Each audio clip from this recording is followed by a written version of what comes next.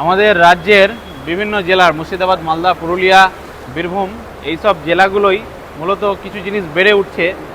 অল্প সময়ে রাতারাতি বড়লোক হওয়ার লোভ যুব সমাজের মধ্যে খুব বেড়ে চলেছে। হ্যাঁ, ঠিক বলছি, ঠিক শুনছেন। আমি এই মুহূর্তে অবস্থান করছি বোম্বে এয়ারপোর্টে, মহারাষ্ট্রের বোম্বে এয়ারপোর্টে। দেখুন, পুনেতে মামলা করতে এসেছিলাম এবং বিহান মুম্বাইয়ে মামলা ছিল, বিভিন্ন সাইবার মামলা করে এই মুহূর্তে আর্জেন্টলি যাচ্ছি মধ্যপ্রদেশের ইন্দোরে। পরিচিত লোক বা বন্ধু বান্ধব বলে অল্প সময়ে টাকা বাড়াতে হবে, শেয়ার মার্কেট করতে হবে তা করতে হবে, এসব বলে আড্ডা কিন্তু তাদেরকে লোভ দেখায় এবং তার ফলস্বরূপ কী হয়, তো বিভিন্ন সাইবার ক্রাইম মামলাতে তার নামগুলো জড়িয়ে যাচ্ছে। এরকমই একটা মামলার জন্য আমরা যাচ্ছি। ক্রিপ্টোকারেন্সিতে ট্রেডিং করবে এই স্বপ্ন দেখিয়ে লক্ষ লক্ষ কোটি কোটি টাকা কিন্তু আপনার ব্যাঙ্ক অ্যাকাউন্টে ট্রানজ্যাকশন হয়ে যাচ্ছে এবং ফলশ্রুতিতে আপনার নামে বিভিন্ন জায়গা থেকে ভারতবর্ষের মামলা হচ্ছে এবং মামলার জন্য আপনার কাছে নোটিশ, পুলিশের দৌড়াদৌড়ি, ধরাধরি, অ্যারেস্ট এগুলো হচ্ছে।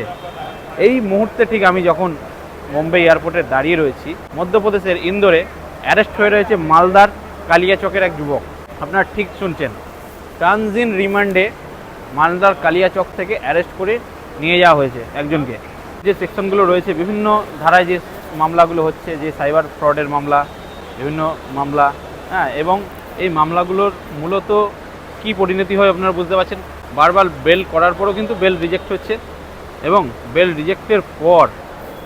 রিজেক্টের পরও কিন্তু দীর্ঘদিন হাজতবাস করতে হচ্ছে। এবং আমি আগামীকাল ঠিক পৌঁছাবো মধ্যপ্রদেশের ইন্দোরে, এবং মধ্যপ্রদেশের ইন্দোরে গিয়ে এর আগে অলরেডি দুজন উকিলবাবু বেল পেয়ার করেছে এবং বেলটা কিন্তু রিজেক্ট হয়েছে। এবং এইরকম মামলাগুলোতে বেশিরভাগ মানি লন্ডারিং মামলার ক্ষেত্রে আপনাদেরকে খেয়াল রাখতে হবে যে সমস্যা আপনাদের লোভের থেকে আসছে। বেশিরভাগ ক্ষেত্রে আপনারা যদি লোভকে কন্ট্রোল করতে পারেন তাহলে এইসব মামলাতে নাম জড়াবে না।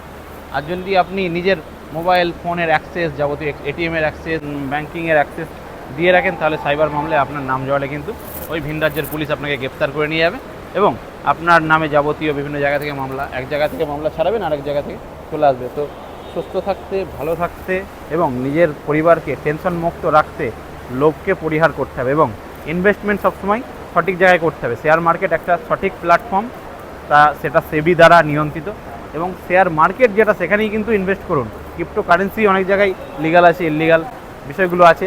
যে বিষয়টা সম্পর্কে আপনি জানেন না, সেই জায়গায় কিন্তু ইনভেস্টমেন্ট আপনি করতে যাবেন না। তাহলেই কিন্তু বর্তমানে এত ফাঁদ ছড়িয়ে রয়েছে চারিদিকে, এই ফাঁদের মধ্যে আপনি যদি ঢুকে যান তাহলে কিন্তু জীবন নাস্তা নাবুদ হয়ে যাবে এবং টাকা পয়সার ক্ষতি, আপনার আর্থিক ক্ষতি, আপনার মানসিক ক্ষতি, ব্যবসায়িক ক্ষতি, সর্বোপরি আপনাকে হাজতবাস করতে হতে পারে। এবং সেটা যদি হাজতবাস হয় ভিন রাজ্যের পুলিশ অ্যারেস্ট করলে আপনার যে ভাষার সমস্যা, খাওয়া দাওয়ার সমস্যা, আপনার পরিবারের অর্থনৈতিক সমস্যাগুলোর মধ্যে আপনাকে কিন্তু অতিবাহিত করতে হবে। তো এই জিনিসগুলো খেয়াল রেখে চলুন, নিজে সতর্ক হন, অপরকে অবশ্যই সতর্ক করে সাইবার ক্রাইম মুক্ত একটা ভারতবর্ষ গড়ে তুলুন। ধন্যবাদ।